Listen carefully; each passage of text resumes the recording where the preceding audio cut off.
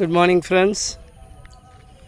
നമ്മൾ അത്ര സന്തോഷമായിട്ടല്ല നമ്മൾ പോകുന്നതല്ലേ. ഇന്ത്യയിൽ അപരിഷ്കൃതമായ ചില നടപടി കാര്യങ്ങൾ കാണുന്നു. അത് എല്ലാ മാധ്യമങ്ങളും എല്ലാ നിയമപാലകരും എല്ലാവരും തന്നെ അത് ദുഃഖിപ്പിക്കുകയും വിഷമിപ്പിക്കുകയും ചെയ്യുന്നുണ്ടല്ലേ. നമ്മളെയും ദുഃഖിപ്പിക്കുന്നുണ്ട്. എന്നാൽ അതിൻ്റെ ശരി തെറ്റുകളൊക്കെ പരിശോധിക്കപ്പെടട്ടെ. പക്ഷെ ക്രിസ്ത്യാനികളെ സംബന്ധിച്ച് ആർക്കും തോൽപ്പിക്കാൻ കഴിയാത്തൊരു കാര്യമുണ്ട്. അതോർക്കുമ്പോൾ അത്ര വലിയ സങ്കടമൊന്നുമില്ല. എന്താണെന്നറിയോ, ഈ ഭൂമിയിലെ ജീവിതം നമ്മളെ സംബന്ധിച്ചൊരു താൽക്കാലിക വാസം മാത്രമാണ്.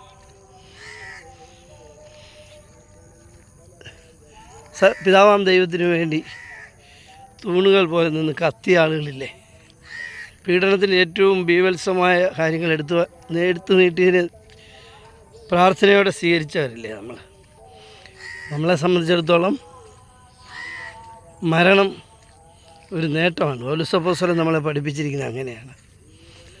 ജീവിതം ക്രിസ്തുവും മരണം നമുക്ക് നേട്ടവുമാണ്. അതുകൊണ്ട് ഈ പേപ്പിടിയൊന്നും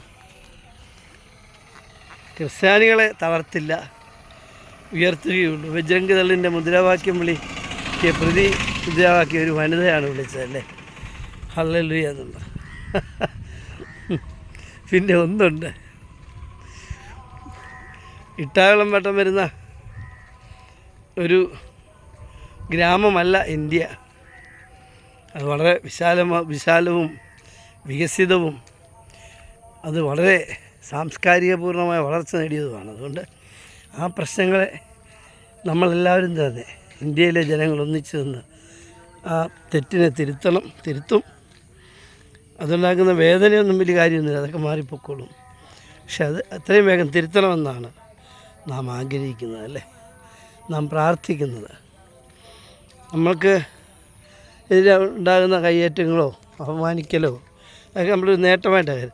ക്രിസ്തുവിനെ പ്രതി ആര് അപമാനിക്കപ്പെട്ടാലും, ക്രിസ്തുവിനെ പ്രതി ആര് വിചാരണ ചെയ്യപ്പെട്ടാലും അവനത് സ്വർഗത്തിൽ നേട്ടമാണ് എന്ന് വിചാരിക്കുന്ന വിഭാഗമാണ് ക്രിസ്ത്യാനികൾ. അതുകൊണ്ട് നമ്മൾ പടപ്പുറപ്പാടിനൊന്നും ഇറങ്ങിത്തിരിക്കുന്നില്ല, ഭീകര സംഘടനയൊന്നും ഉണ്ടാക്കി എതിർക്കാൻ നിൽക്കുന്നില്ല.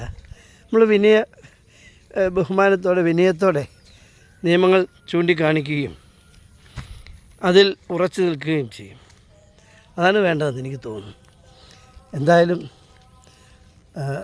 അത് നിയമപാലകർ പരിശോധിക്കട്ടെ എന്ന് മാത്രം ആണ് നമ്മൾ ചിന്തിക്കുന്നത്. ഓക്കെ, നമുക്കറിയാം നമ്മുടെ നാടിൻ്റെ മുന്നോട്ടുള്ള കുതിപ്പ് ഓരോ പൗരനും